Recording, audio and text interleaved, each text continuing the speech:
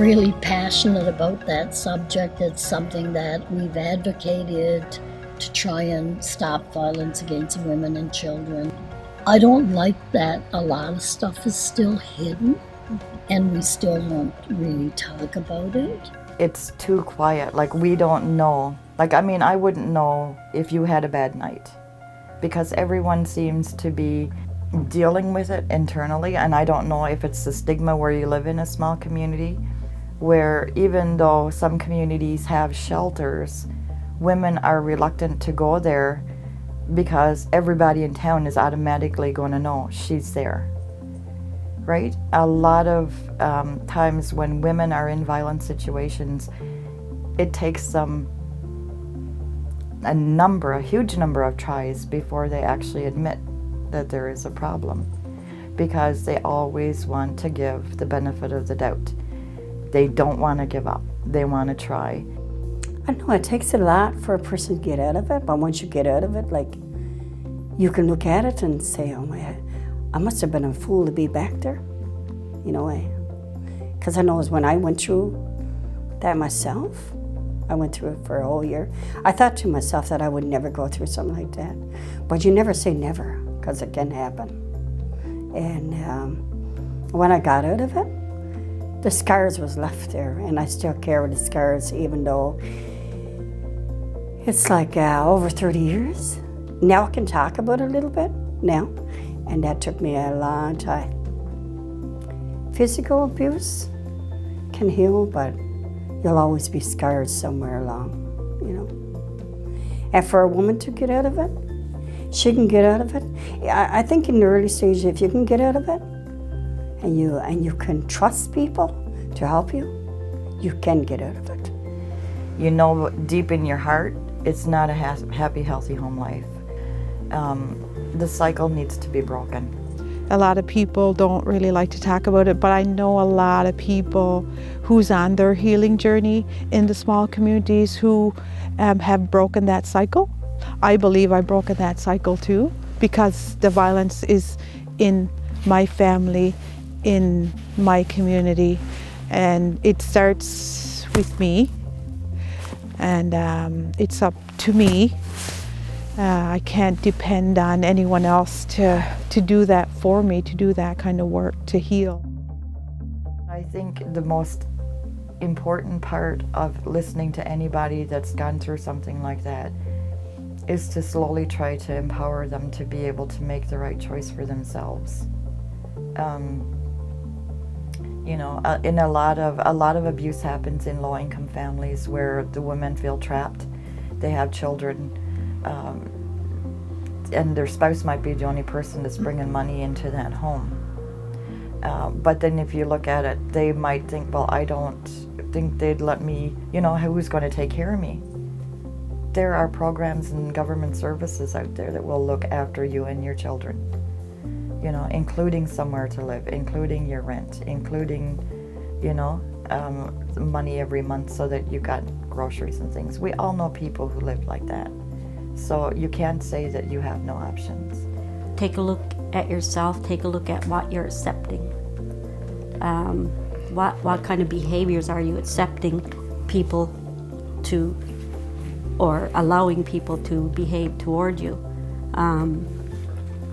A lot of times these situations involve addictions like alcohol abuse or drug abuse. There is life outside of those outside of the bottle, outside of the pills, or outside of the needles. There's a lot better life. And like myself, I choose to be alcohol-free, drug-free, because that's allowing me to live a better life, allowing me to be a better person. You never give up because you're somebody. You know, sometimes you're degraded that you're nobody, but that nobody can be turned into somebody. And you can be brought out of them situations. It's just that you gotta trust people. And trust the closest that you got that is there to help you. Because I don't think any woman in this world is put in the world to be battered, because That's not how life is supposed to be. And a woman is someone that you're supposed to cherish. A mother of children, you're supposed to love, like not beat them because they didn't do something right, and that's where respect comes into. Because I think we've lost respect, we've lost trust, we've lost confidence. And we lost a real meaning of love. I wouldn't call beating me up as love. That's not love. I mean, or loving me or marking me and saying that you're mine. That's not love. Like, that's scarring me.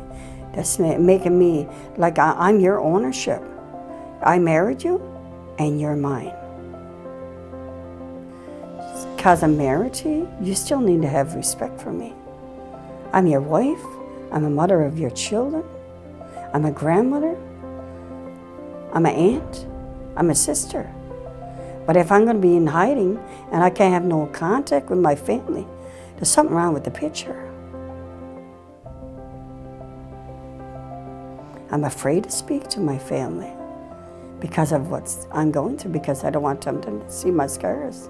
For myself, I've covered the scars with a sweater. And when I look back at it now, it was wrong for me to do.